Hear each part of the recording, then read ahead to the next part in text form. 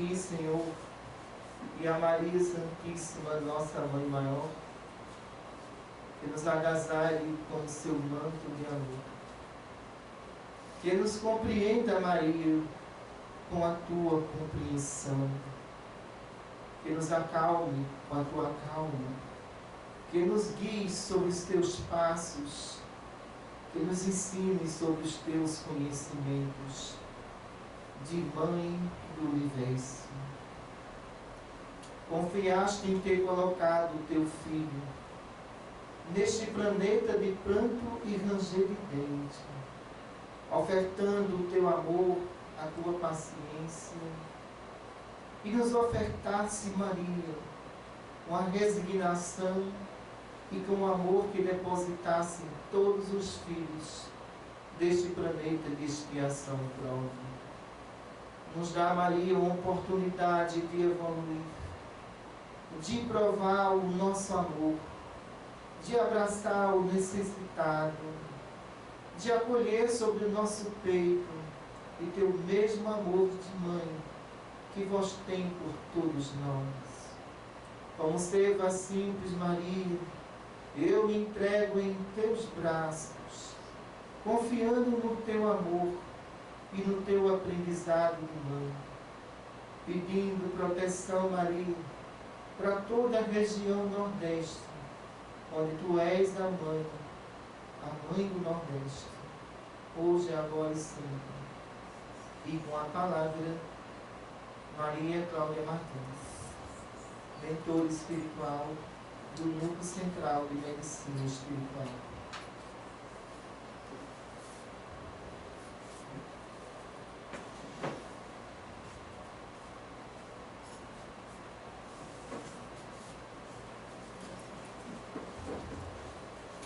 Que a paz de Deus, que a luz do nosso Senhor nos envolva, nos ilumine hoje, agora e sempre.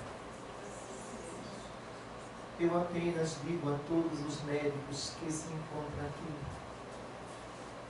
como eu tenho aprendido com eles, seus esforços, sua dedicação diária em prol daqueles que, quando estava na terra, sentia suas dores e não tinha medicação.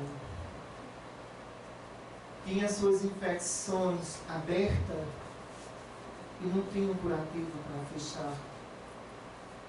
Sentia o frio e não tinha um cobertor para se cobrir. Mas que hoje a terra abriga diversos hospitais espirituais, ordenado pela justiça divina, para acolher a todos aqueles que daqui partem com seu pranto e com seu ranger de dente. Para a plateia de 500 desencarnados, o que eu tenho a dizer é que eu aprendo muito com vocês e com as dores de vocês. Aprendo muito com a incompreensão de vocês a ter a paciência infinita para ouvir, para abraçar e para acolher, sabendo que todo filho rebelde é uma falta de amor que existe ainda no coração, que ainda não despertou. Mas só se vence o rebelde com a paciência. Não é com a rejeição, não é com o desamor. A rebeldia é um clamor para algo que falta dentro do próprio ser humano. E quando a gente começa a descobrir o ser e entender todas as suas dificuldades, começamos a entender como nós somos ainda tão pequeninos diante das montanhas de dificuldades que o ser humano encontra. Ao grupo de psicólogas espirituais que tanto nos auxiliam, aos enfermeiros espirituais, aos condutores de macas que aqui se encontram, todos vocês, para mim, têm a mesma importância. Sabe por quê?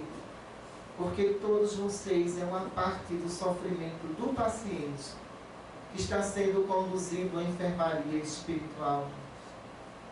Quando eu percebo em cada um a paciência de passar a mão sobre o cabelo do paciente, dizendo: tenha calma, esse momento é de aflição, mas que você vai superar tudo isso, e é conduzido às enfermarias espirituais. A vocês, muito obrigado por tudo, porque me faz lembrar o receitista de todos os receitistas, chamado Jesus. Um homem simples, inteligente, observador, que tinha um carinho infinito pelos necessitados. Enquanto Roma, dentro do seu império, rejeitava o leproso, as mulheres com câncer de útero eram totalmente abandonadas pelos seus esposos. A luz surgiu no meio da escuridão, resplandecendo todos os corações daqueles que estavam completamente abandonados pelos seus governantes. Ninguém queria um leproso perto de si, nem tampouco uma esmola dada a um cego, nem tampouco um carinho e um aconchego maior aquelas que estavam envolvidas na prostituição. Jesus é o reflexo total do amparo social com relação a tudo aquilo que ninguém queria. Ele viu grandes valores morais nesses necessitados. Não levantou uma espada para esclarecer. Não usou a palavra para destruir, mas usou para esclarecer e mostrar os valores morais que todos tinham dentro de si e que não tinha descoberto ainda, que não tinha se encontrado ainda. A sociedade de Jerusalém, ela teria perdido a referência de si mesmo. Quem sou eu? Por que estou sofrendo? Eram as perguntas ditas por aquele povo da época. Por que eu não tenho valor? Por que eu não tenho abrigo? Era um povo que necessitava de conhecimento e de amparo. A luz resplandece sobre Jerusalém. Jerusalém que abandonou os necessitados. Jerusalém que acolhia os poderosos. Jerusalém que se aproveitava da mulher faminta para prostituí-la. E recebia a notícia que o homem começava a pregar toda uma filosofia de ética completamente diferente da escola romana, diferente de tudo, onde dentro da escola romana só os mais poderosos poderiam adentrá-la e se esclarecer. A filosofia de Jesus era a filosofia de esclarecer o necessitado, de mostrar a todos eles os valores interiores que estavam contidos e que eles ainda não tinham despertado para tudo isso. No entanto, ao se reunir com os necessitados, os seus irmãos adotivos, chega para Maria e diz: já faz mais de 10 horas que Jesus não se alimenta. Há uma grande multidão em volta dele, que não permita nem que ele tome um copo com água, nem o seu próprio alimento. Como toda mãe, claro, como vocês são mães, ela se preocupou com seu filho. Na visão de Maria, ela sabia claramente a missão de Jesus. Ela sabia dessa missão e foi acolher. E ao chegar, encontrou uma multidão enorme e ela não pôde se aproximar dele de nenhuma forma. A preocupação dela, porque ele não se alimentou ainda, a preocupação dela não era com o fato de ele estar consultando, de ele estar curando. A preocupação dela era, como toda mãe, ele tem que se alimentar. Naquele exato momento, os irmãos dizem: eu acho que ele se perdeu, ou ele perdeu a noção de consciência.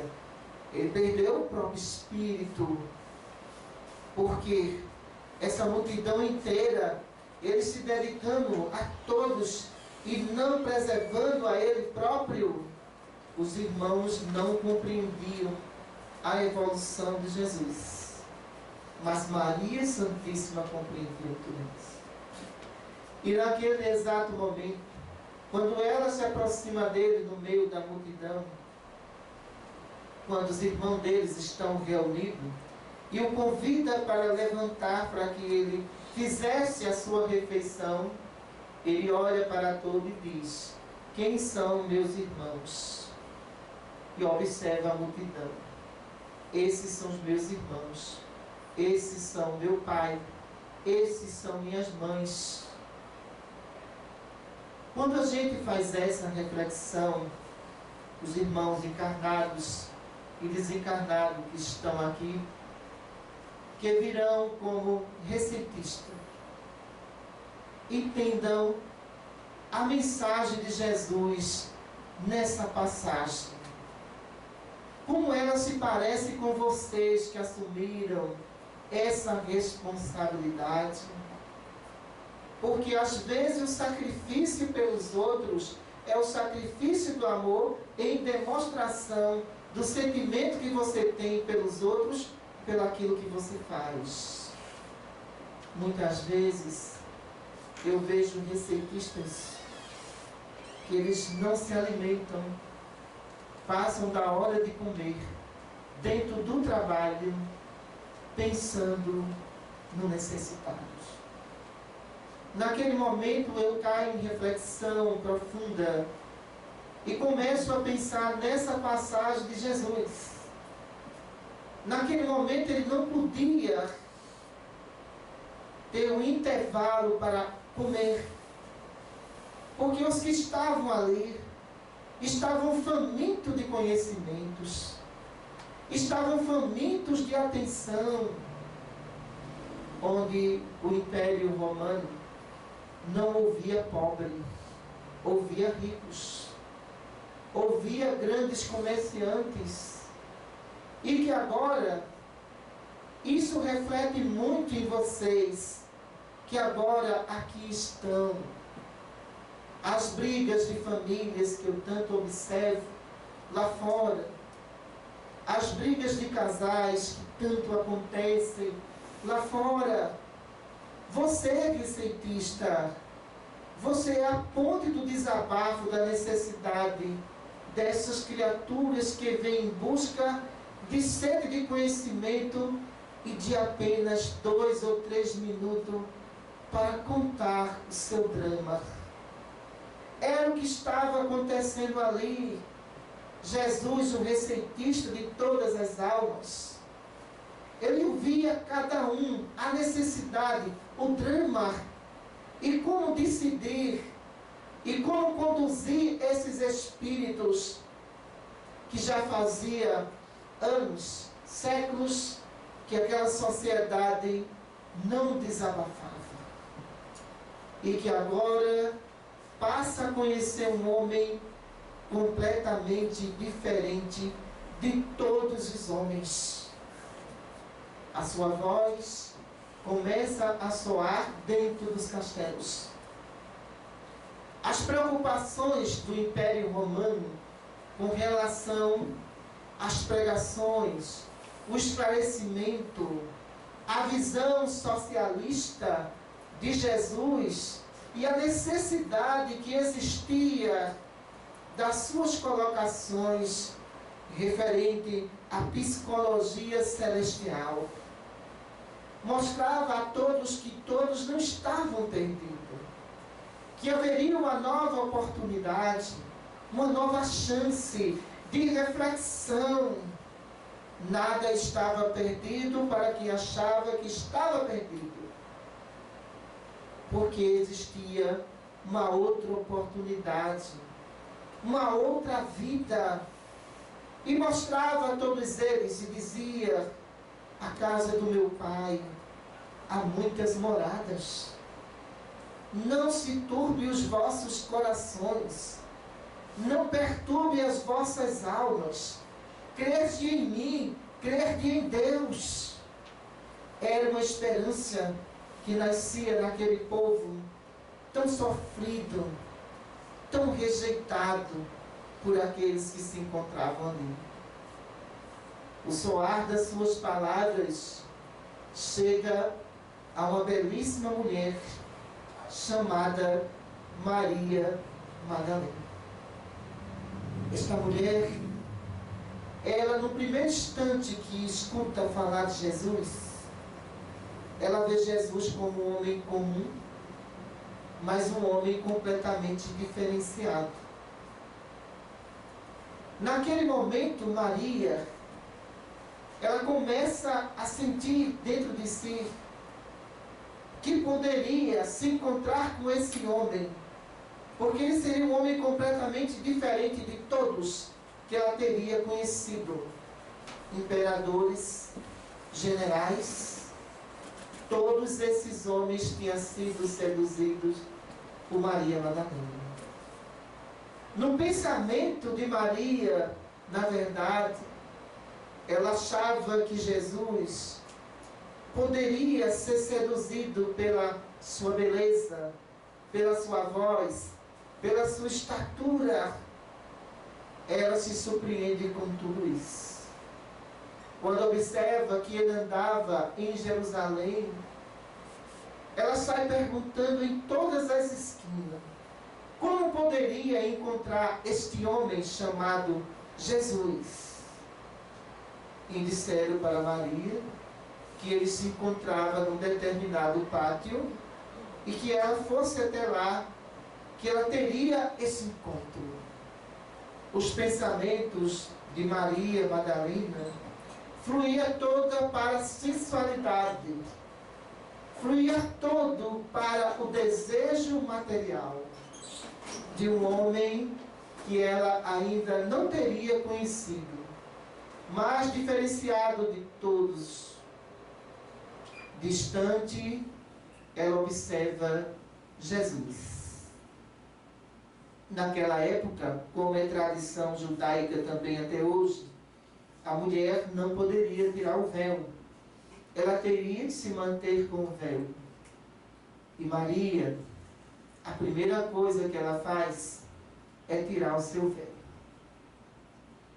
Solta os cabelos compridos. E no momento que ela vai se aproximando deste homem, ela começa a sentir tudo diferenciado de tudo que ela tinha encontrado. Uma paz a envolve. Ela fica totalmente surpreendida. Fica totalmente neutralizada o seu sentimento.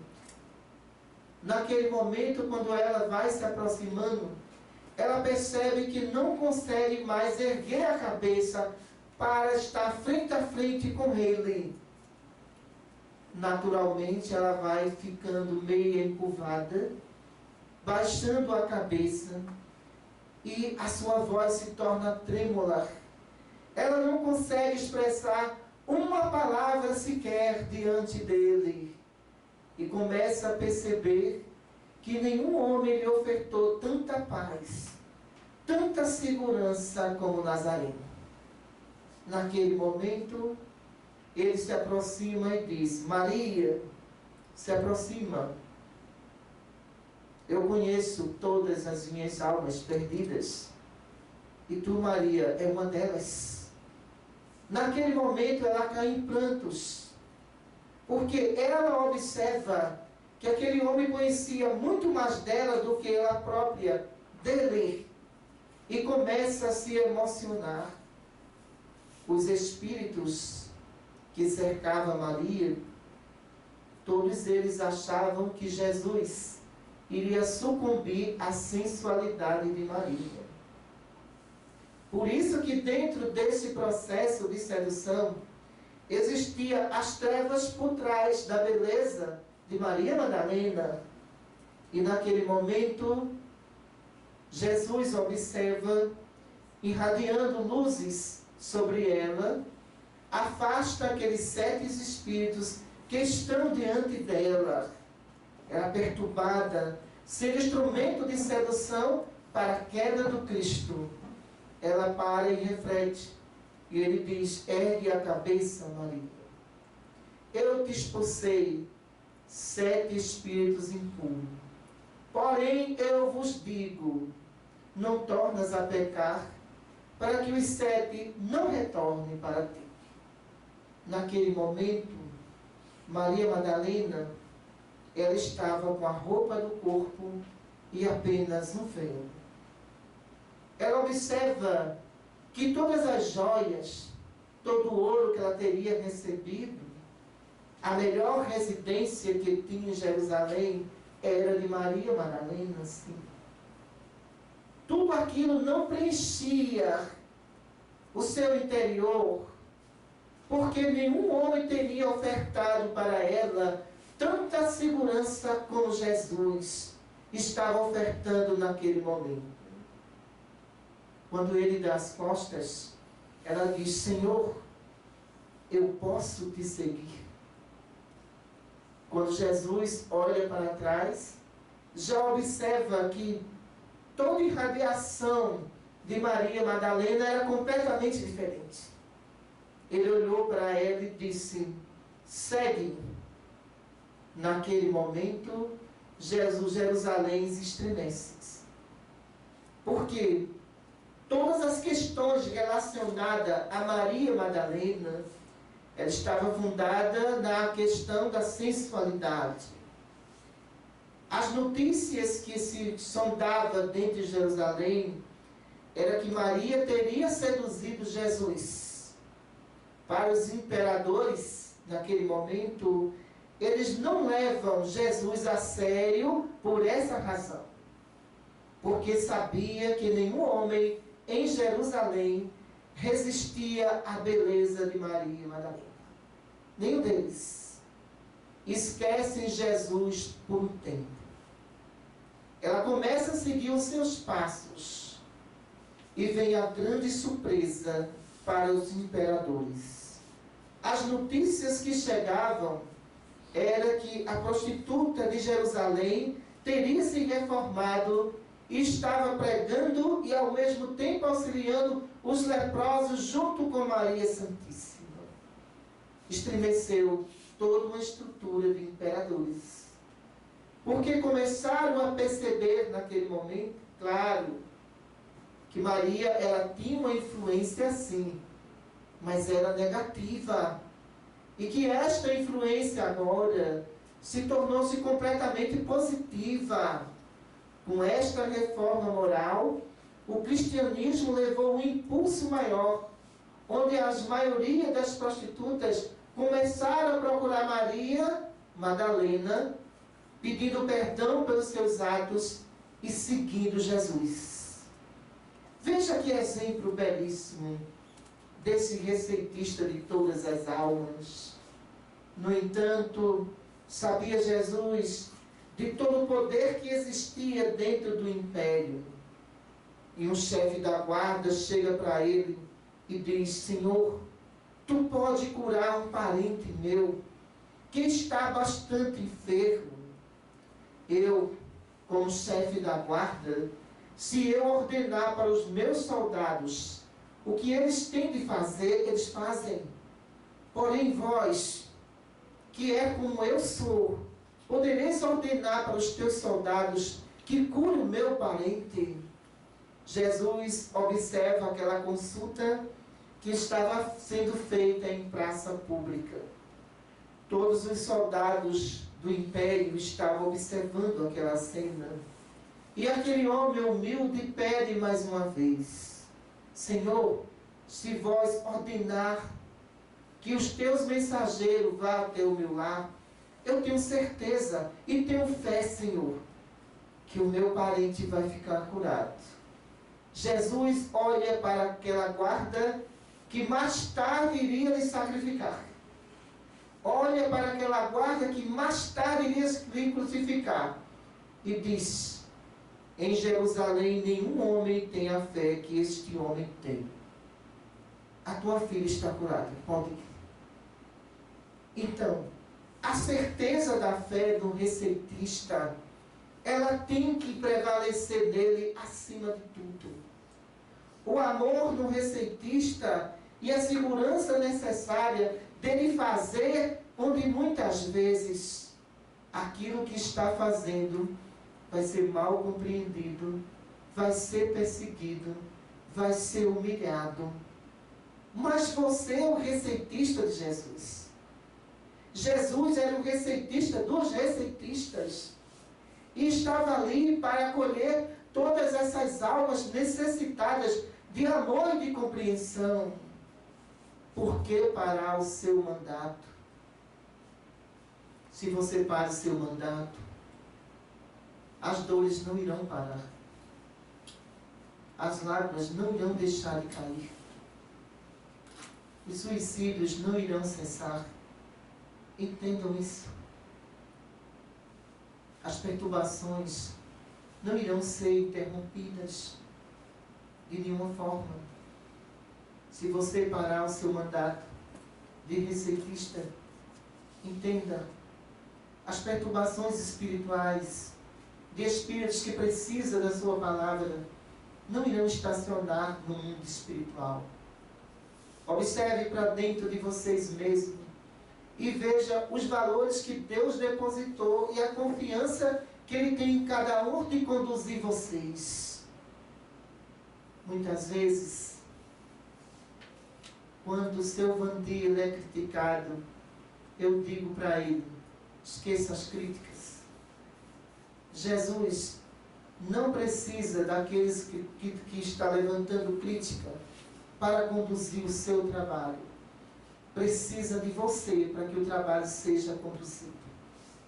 Levanta a cabeça. Vá em frente. A oportunidade que o Senhor tem hoje nessa existência foi a mesma oportunidade que o Senhor teve em outra, mas que não executou. Quantas almas ficaram desprezadas por sua causa? Quantas lágrimas não foram enxugadas por sua causa?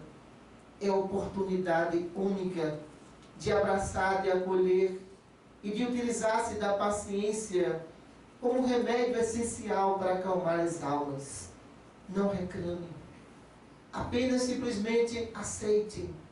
Deus assiste a todos aqueles que assistem a seus filhos e sabe a dose exata do amor que cada um precisa para o seu processo de evolução espiritual. E muitas vezes isso é esquecido. Receitista, seja esquecido pelos homens, mas você nunca vai ser esquecido por Deus, de nenhuma forma. Seja criticado pelos homens, mas jamais Deus vai criticar você, nem tampouco Jesus. Receitistas, vocês são a bússola do amor para conduzir as almas na escuridão, para que elas compreendam a necessidade da melhora interior. Por que parar? Por que pensar em todos os prazeres humanos que existem, que a velhice vai cessar, que a doença vai interromper?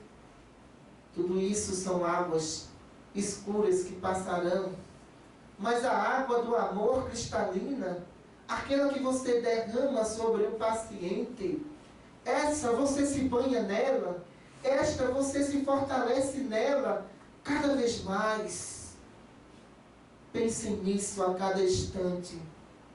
Quando você pensar naquele exato momento de abandonar o seu mandato, porque mesmo você abandonando o seu mandato, Deus jamais terá a coragem de abandonar você de nenhuma forma.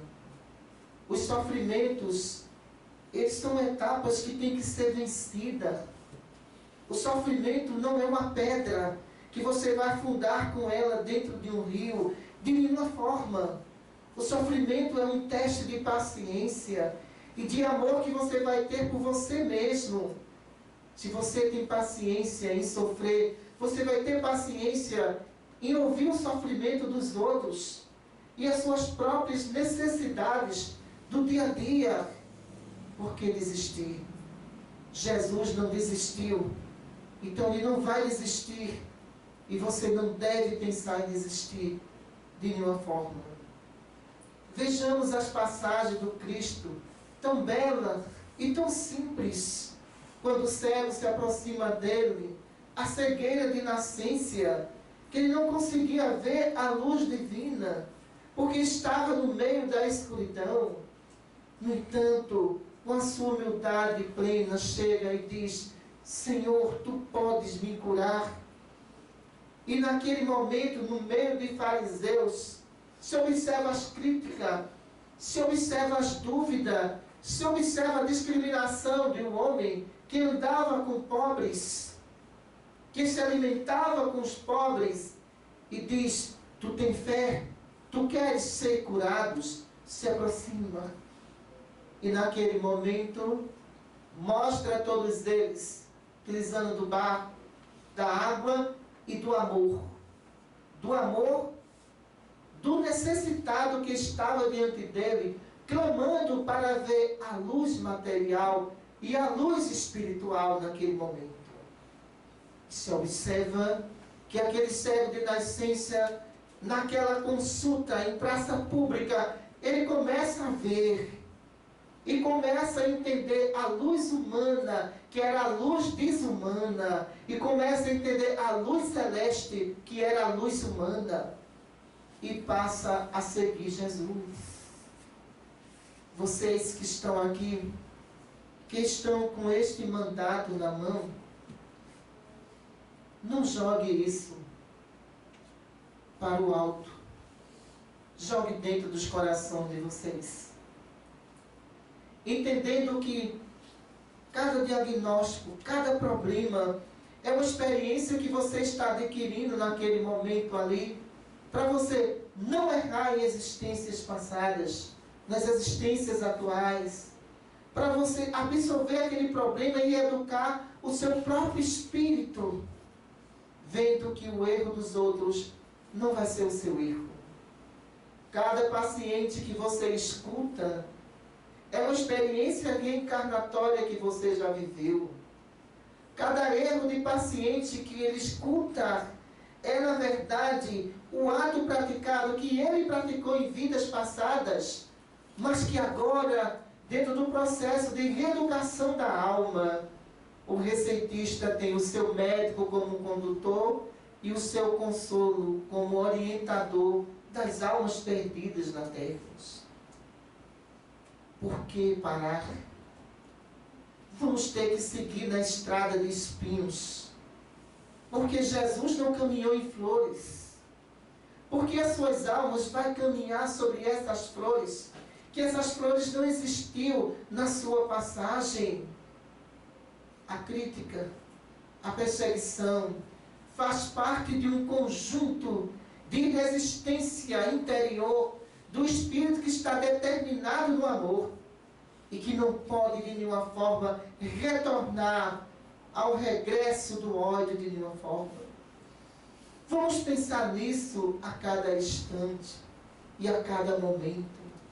Se aqueles que passou por você hoje lhe rejeita, lembramos os leprosos que se aproximaram dele. Todos eles rejeitados pela sociedade. E, no entanto, Jesus cura todos eles. No momento da cura, apenas um naquele momento, ele adquire a consciência de entender que ele foi o beneficiário de tudo isso e que ele teria que voltar para agradecer ao Cristo. Quantos não passaram pelo receituário de vocês, pelo fluido de vocês, pelos conselhos de vocês e que desprezaram vocês. Mas por isso você vai parar. Jesus também foi desprezado, mas ele conseguiu resistir até a crucificação, mostrando o seu amor. É este amor, meus filhos, que eu acredito. É o amor de ser criticado e continuar sentindo amor. É o amor de ser humilhado e continuar sentindo amor. É o amor de ser perseguido e continuar sentindo, acima de tudo, que aquela responsabilidade é sua. Foi Deus quem lhe deu. Ele confiou em você. Almas que voltarão para nós que estamos aqui. Eu vi uma certa vez o momento do desencarne de um receitista, desempenhado dentro do amor, dentro da renúncia e da dedicação e dentro da humildade. Naquele momento do desencarne dele, milhares de pacientes desencarnados que passaram por ele se inscreveram para recepcioná-lo no mundo espiritual. E no momento do despreendimento daquela alma que saía do corpo, uma multidão de 500 desencarnados aplaudia de pé. E dizia: nós estamos aqui agora para lhe socorrer, como você nos socorreu, como você nos guiou. Aquela alma que estava ali emocionada cai aos prantos e observa claramente e diz para todos: eu fiz o que Jesus fez. Obrigado a todos. Mas eu não sabia que eu tinha tantos amigos assim do outro lado. E todos formam um cordão de luz e conduz ele para uma colônia espiritual de recuperação pós-morte. Você, receitista, Deus conhece você. Jesus sabe quem é você. Por que temer a escuridão? Quem anda com Deus anda sobre seus passos, anda sobre seus pensamentos, anda sobre a sua proteção. A cada instante que você faz o bem, tenha certeza que é uma faísca de luz que parte de mundos celestiais em direção ao seu coração, mostrando a você a cada dia o quanto você pode ser feliz e o quanto você pode distribuir essa felicidade. Se por acaso você for humilhado, coloque uma coisa na tua cabeça. Jesus, quando estava crucificado, ele não bebeu água, bebeu vinagre. E mesmo assim, ele desencarnou de cabeça erguida, porque ele cumpriu com a sua missão. Ele fortaleceu as almas para dar seguimento ao seu evangelho. Porque em busca de tantas as atenções, onde o Cristo buscou dar atenção, mas não recebê-la, buscou acima de tudo mostrar todas aquelas almas que estavam perdidas, que agora existia um caminho de luz, um caminho a prosseguir. Os médicos espirituais que estão com vocês aqui nesta casa e nos outros hospitais espirituais formam uma corrente de amor a cada dia, a cada instante, compreendendo que o mais sábio é o mais humilde, o mais estudioso é o mais que escuta. Então, quando você absorve tudo isso, você compreenderá que você é um aluno do universo que está tendo uma oportunidade primária neste planeta de expiação e prova. Se essa oportunidade existe, na escola da vida, eu disse numa mensagem de 1987, ao senhor Vandir, na escola da vida, o que eu aprendi foi a sofrer, mas se revoltar jamais. Abandonar jamais. Amar sempre.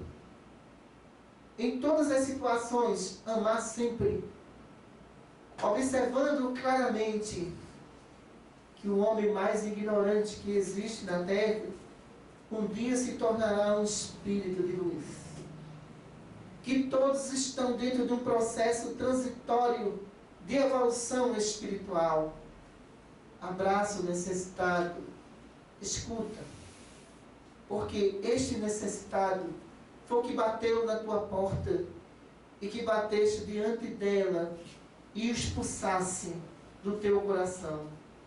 Acolhe, porque este acolhimento de agora é uma reconciliação do passado, que agora no presente exige de você muita paciência para o seu progresso espiritual. Eu lembro claramente, dentro da minha condução, o quanto eu fui exigente com o médio que a doutora Cristina trabalha. O quanto eu tive que ser aquela mãe que o filho teria que estudar, aquela mãe que o filho teria que aprender, aquela mãe que o filho teria que ter humildade, aquela mãe que o filho teria que distribuir o conhecimento que nós passamos, sem egoísmo e sem vaidade nenhuma, mas aprendendo que as sementes de Deus, ela se espalha dentro do universo, ela cria estrelas, planetas, meteoros, partículas de oxigênio que existem aqui. Se Deus é Deus e Ele divide o seu poder, se Ele divide o seu amor para com seus filhos, porque os seus filhos não podem dividir o seu amor um para com o outro. Vamos refletir nisso claramente. Não queremos ser o primeiro. Na reflexão de Jesus, Ele colocava isso bem claro. Eu não vim para ser servido, eu vim para servir. Então você, receitista, você veio para servir, mas para servir existe a escola da humildade, da compreensão, da aceitação em todos os aspectos que você está envolvido. Existe essa escola. O silêncio não quer dizer sabedoria. O silêncio muitas vezes quer dizer rebeldia. O homem que se prende no seu silêncio, ele não evolui. O receitista que pergunta, ele aprende. Porque todas as perguntas, ela tem uma resposta, desde que você esteja fazendo essa pergunta em prol daqueles que precisam do esclarecimento e da resposta para os seus males do dia a dia. Vamos pensar nisso claramente. Para fechar a nossa palestra da noite de hoje, eu gostaria de agradecer a todos vocês, os receitistas que estão aqui e os que estão nos hospitais espirituais no interior do estado. Obrigado a vocês. E eu digo uma coisa, eu preciso muito de vocês. Eu preciso muito porque eu preciso de ver as pessoas felizes. Eu preciso de vocês porque eu preciso de ver as pessoas não sentindo dor. Eu preciso de vocês porque eu não gostaria de ver o ser humano cometendo suicídio. Como eu preciso de vocês, digo isso do fundo do meu coração. Enquanto houver uma gota de lágrimas derramando sobre o Nordeste, eu estarei presente, junto com Maria Santíssima, a mentora suprema de todos os hospitais espirituais do Nordeste. Obrigado a vocês por tudo que vocês têm me ensinado a cada dia, a cada instante. Cada aprendizado, cada palavra, eu guardo dentro de mim como uma escola da vida, ainda que eu preciso aprender. Muita paz para todos. Maria Cláudia Martins.